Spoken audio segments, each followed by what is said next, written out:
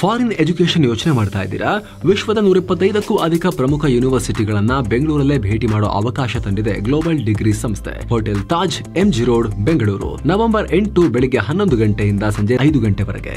Entry free ಇರುತ್ತೆ. Free ರಿಜಿಸ್ಟ್ರೇಷನ್ಗೆ ಈ ನಂಬರ್ಗೆ ಕಾಲ್ ಮಾಡಿ ಅಥವಾ ಡಿಸ್ಕ್ರಿಪ್ಷನ್ ಮತ್ತು ಪಿನ್ ಕಾಮೆಂಟ್ ನಲ್ಲಿರೋ ಲಿಂಕ್ ಚೆಕ್ ಮಾಡಿ.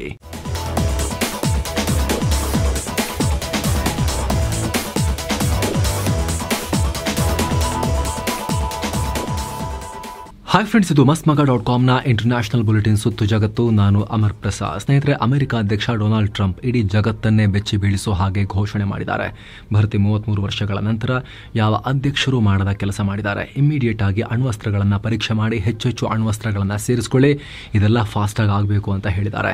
ಅಮೆರಿಕದ ರಕ್ಷಣಾ ಇಲಾಖೆಗೆ ಈ ಆದೇಶ ಕೊಟ್ಟಿದ್ದು ಇದು ನಮಗೆ ಅನಿವಾರ್ಯ ಅಂತ ಹೇಳಿದ್ದಾರೆ.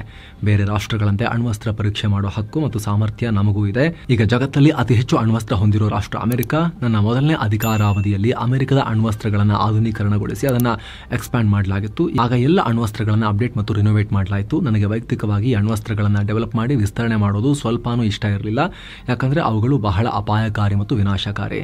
ಆದರೆ ನನ್ನ ಬಳಿ ಬೇರೆ ಯಾವುದೇ ಆಪ್ಷನ್ ಇರಲಿಲ್ಲ. ಹೀಗಾಗಿ ಬಲವಂತವಾಗಿ ರಾಷ್ಟ್ರೀಯ ಭದ್ರತೆಗೆ ಮಾಡಲೇಬೇಕಾಯಿತು. ನಮ್ಮ ಬಳಿ ಅತಿ ಹೆಚ್ಚು ಅಣ್ವಸ್ತ್ರ ಇದೆ. ಸೊ ಜಗತ್ತಲ್ಲಿ ನಾವೇ ಅಗ್ರ ಸ್ಥಾನದಲ್ಲಿದ್ದೇವೆ. 2ನೇ ಸ್ಥಾನದಲ್ಲಿ ರಷ್ಯಾ ಇದೆ, 3ನೇ ಸ್ಥಾನದಲ್ಲಿ ಚೈನಾ ಇದೆ. ಆದರೆ ಮುಂದಿನ 5 ವರ್ಷಗಳ ನಂತರ ನಾವೆಲ್ಲ ಈಕ್ವಲ್ ಆಗಿಬಿಡ್ತೀವಿ. ಯಾಕಂದರೆ ನಮ್ಮ ಪ್ರತಿಸ್ಪರ್ಧಿ ರಾಷ್ಟ್ರಗಳು ಹೆಚ್ಚೆಚ್ಚು ಅಣ್ವಸ್ತ್ರ ಮಾಡ್ಕೊಳ್ತಿದ್ದಾರೆ. ಬೇರೆ ರಾಷ್ಟ್ರಗಳು ನಿರಂತರವಾಗಿ ಅಣ್ವಸ್ತ್ರ ಟೆಸ್ಟ್ ಮಾಡ್ತಿದ್ದಾರೆ. ಹೀಗಾಗಿ ನಾನು ಪುನಃ ನಮ್ಮ ಅಣ್ವಸ್ತ್ರ ಟೆಸ್ಟಿಂಗ್ ಪ್ರೋಗ್ರಾಮನ್ನು ಸ್ಟಾರ್ಟ್ ಮಾಡೋಕ್ಕೆ ಆದೇಶ ಕೊಟ್ಟಿದ್ದೀನಿ. ಇಮಿಡಿಯೇಟ್ ಆಗಿ ಅಣ್ವಸ್ತ್ರ ಪರೀಕ್ಷೆ ಶುರುವಾಗುತ್ತೆ ಅನ್ನೋ ಹೇಳಿಕೆ ಕೊಟ್ಟಿದ್ದಾರೆ. ಈ ಮೂಲಕ ಅಮೆರಿಕ ತನ್ನ ಪಾಲಿಸಿಯಲ್ಲಿ ದೊಡ್ಡ ಬದಲಾವಣೆ ಮಾಡಿದೆ. ಇದನ್ನು ಮೇಜರ್ ಪಾಲಿಸಿ ಶಿಫ್ಟ್ ಅಂತಲೇ ಕರೆಯಲಾಗ್ತಿದೆ. ಯಾಕಂದರೆ ಬರೋಬ್ಬರಿ 30 ವರ್ಷಗಳ ನಂತರ, ಅಂದರೆ 1992ರ ನಂತರ ಇದೇ ಮೊದಲ ಬಾರಿಗೆ ಅಮೆರಿಕ ಲೈವ್ ನ್ಯೂಕ್ಲಿಯರ್ ಟೆಸ್ಟ್ ಮಾಡುತ್ತೆ. ಈ ಹಿಂದೆ 1992ರ ಸೆಪ್ಟೆಂಬರ್ನಲ್ಲಿ ಅಮೆರಿಕದ ನೆವಾಡಾ ಟೆಸ್ಟ್ ಸೈಟ್ನಲ್ಲಿ ಪರೀಕ್ಷೆ ಆಗಿತ್ತು.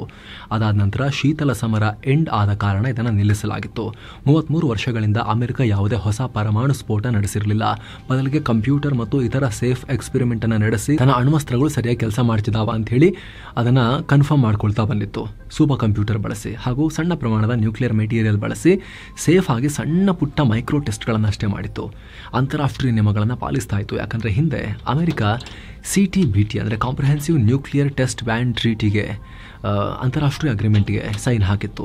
ಈ ಒಪ್ಪಂದ ಪ್ರಕಾರ ರಾಷ್ಟ್ರಗಳು ಯಾವತ್ತೂ ಎಲ್ಲೂ ಪರಮಾಣು ಸ್ಫೋಟ ಮಾಡಬಾರದು ಅನ್ನೋ ನಿಯಮ ಇದೆ.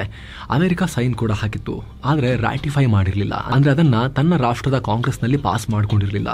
ಆದರೂ ಜಗತ್ತು ಅಣ್ವಸ್ತ್ರವನ್ನು ಹೊಂದಬಾರದು, ನಾವೆಲ್ಲ ಸ್ಟಾಪ್ ಮಾಡೋಣ ಅಂತ ಅಮೆರಿಕ ಹೇಳ್ತಾ ಬಂದಿತ್ತು. ಬೈಡನ್ ತನಕವೂ ಯಾರೂ ಹೊಸದಾಗಿ ಟೆಸ್ಟ್ ಮಾಡಿರಲಿಲ್ಲ. ಈಗ ಟ್ರಂಪ್ 33 ವರ್ಷಗಳ ನಂತರ ಹೊಸ ಪರೀಕ್ಷೆಗೆ ಆದೇಶ ಕೊಟ್ಟಿದ್ದಾರೆ. ಇದು ನೇರ ರಷ್ಯಾ ಮತ್ತು ಚೈನಾಗೆ ಟ್ರಂಪ್ ಕೊಡ್ತಾ ಇರೋ ಸಿಗ್ನಲ್. ಯಾಕಂದರೆ ರಷ್ಯಾ ಇತ್ತೀಚೆಗಷ್ಟೇ ಬ್ಯೂರೋವೆಸ್ಟ್ನಿಕ್ ಅನ್ನೋ ನ್ಯೂಕ್ಲಿಯರ್ ಪವರ್ಡ್ ಮಿಸೈಲ್ನ ಟೆಸ್ಟ್ ಮಾಡಿತ್ತು. ಈಗ ಟ್ರಂಪ್ ಜಿನ್ಪಿಂಗ್ರನ್ನ ಕೂಡ ಮೀಟ್ ಆಗ್ತಿದ್ದಾರೆ. ಅದರ ನಡುವೆ ಈ ದೊಡ್ಡ ಆದೇಶ ಹೊರಬಿದ್ದಿದೆ.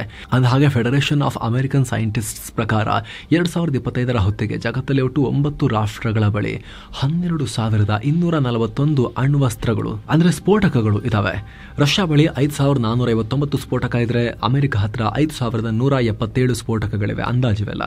ಚೀನಾ ಬಳಿ 600, ನಂತರ ಫ್ರಾನ್ಸ್ ಹತ್ರ 290, UK ಹತ್ರ 225, ಭಾರತ 180, ಪಾಕಿಸ್ತಾನ 170, ಇಸ್ರೇಲ್ 90 ಮತ್ತು ನಾರ್ತ್ ಕೊರಿಯಾ ಬಳಿ 50 ಪರಮಾಣು ಸ್ಫೋಟಕಗಳಿವೆ ಅನ್ನೋ ಎಸ್ಟಿಮೇಷನ್ ಇದೆ. ಆದರೆ ಈಗ ಟ್ರಂಪ್ ಮತ್ತೆ ರೊಚ್ಚಿಗೆದ್ದಿದ್ದಾರೆ. ಇಲ್ಲ ನಾವು ಫಸ್ಟೇ ಇದ್ದೀವಿ, ನಾವು ಇನ್ನೂ ಜಾಸ್ತಿ ಮಾಡ್ಕೊಳ್ತೀವಿ ಅನ್ನೋ ಹೇಳಿಕೆ ಕೊಟ್ಟಿದ್ದಾರೆ. ಇದರ ನಡುವೆ ರಷ್ಯಾ ಕೂಡ ರೊಚ್ಚಿಗೆದ್ದಿದೆ. ಮೊನ್ನೆ ನ್ಯೂಕ್ಲಿಯರ್ ಮಿಸೈಲ್ ಟೆಸ್ಟ್ ಮಾಡಿದ ರಷ್ಯಾ ಈಗ ನ್ಯೂಕ್ಲಿಯರ್ ಕೇಪಬಲ್ ಟಾರ್ಪಿಡೋ ಪರೀಕ್ಷೆ ಮಾಡಿದೆ. ಪೊಸೈಡನ್ ಹೆಸರಿನ ಈ ಟಾರ್ಪಿಡೋ ವಿಶೇಷ ಶಕ್ತಿಯನ್ನು ಹೊಂದಿದೆ. ಪೊಸೈಡನ್ ಅಂದರೆ ಗ್ರೀಕ್ ಸಂಸ್ಕೃತಿಯಲ್ಲಿ ಸಮುದ್ರ ದೇವತೆ ಅಂತ ಹೆಸರು. ಈ ಟಾರ್ಪಿಡೋ ಬರೋಬ್ಬರಿ 10,000 ಕಿಲೋಮೀಟರ್ ದೂರ ಸಾಗೋ ಸಾಮರ್ಥ್ಯ ಹೊಂದಿದೆ ಅಂತ ರಷ್ಯಾ ಹೇಳಿದ್ದು. ಜಗತ್ತಿನ ಯಾವುದೇ ಮೂಲೆಗೆ ಬೇಕಾದರೂ ತಲುಪುತ್ತೆ. ಗಂಟೆಗೆ 185 ಕಿಲೋಮೀಟರ್ ವೇಗದಲ್ಲಿ ಸಾಗುತ್ತೆ ಅಂತ ಹೇಳಿದೆ. ಏನೋ ತಾಲಿಬಾನಿಗಳೊಂದಿಗೆ ಪಾಕ್ ಮತ್ತೆ ಯುದ್ಧ ಶುರು ಮಾಡೋ ಎಲ್ಲ ಲಕ್ಷಣ ಕಾಣಿಸ್ತಾ ಇದೆ. ಈಗ ಅಫ್ಘಾನ್ ಗಡಿಯಲ್ಲಿ ಪಾಕ್ ಸೇನೆ ಹಾಗೂ TTPಗಳ ನಡುವೆ ಭಾರಿ ಸಂಘರ್ಷ ನಡೆದಿದೆ. ಯಾವ ಮಟ್ಟಿಗೆ ಅಂತ ಹೇಳಿದ್ರೆ ಪಾಕ್ ಆರ್ಮಿ ಕ್ಯಾಪ್ಟನ್ ಸೇರಿ 6 ಸೈನಿಕರನ್ನ TTPಗಳು ಹೊಡೆದು ಹಾಕಿದ್ದಾರೆ. ಖೈಬರ್ ಪಖ್ತೂನ್ಖ್ವಾ ಪ್ರಾಂತ್ಯದ ಕುರ್ರಂ ಜಿಲ್ಲೆಯ ಡೋಗರ್ ಅನ್ನೋ ಕಡೆ ಈ ಘಟನೆಯಾಗಿದೆ.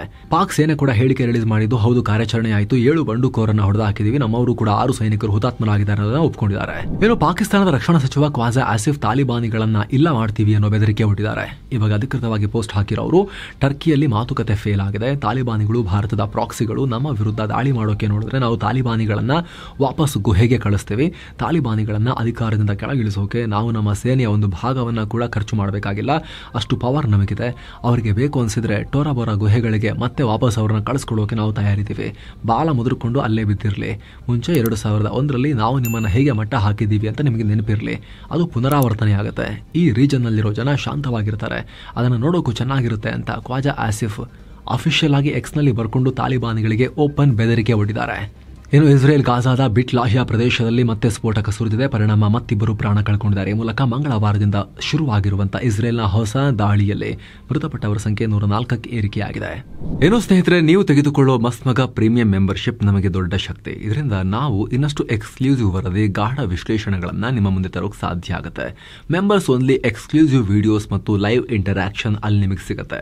ಆ ವಿಡಿಯೋಸ್ಗೆ ನಮ್ಮ ಚಾನಲ್ ಕಡೆಯಿಂದ ಹಾಕುವ ಯಾವುದೇ ಆಡ್ಸ್ ಕೂಡ ಇರೋದಿಲ್ಲ. ಆ ಮೆಂಬರ್ಸ್ ಓನ್ಲಿ ಕಾಂಟೆಂಟ್ ಗಳಲ್ಲಿ ಆಂಡ್ರಾಯ್ಡ್ ಯೂಸರ್ಸ್ ಜಾಯಿನ್ ಬಟನ್ ಮೇಲೆ ಕ್ಲಿಕ್ ಮಾಡಬಹುದು ವಿಡಿಯೋ ಕೆಳಗಡೆ. ಹಾಗೆ ಆಪಲ್ ಯೂಸರ್ಸ್ ಡಿಸ್ಕ್ರಿಪ್ಷನ್ ಮತ್ತು ಪಿನ್ ಕಾಮೆಂಟ್ ನೋಡಿ. ನಿಮ್ಮ ಸಪೋರ್ಟ್ ನಮ್ಮ ಶಕ್ತಿ. ಬನ್ನಿ ಕಂಟಿನ್ಯೂ ಮಾಡೋಣ ಸ್ನೇಹಿತರೆ.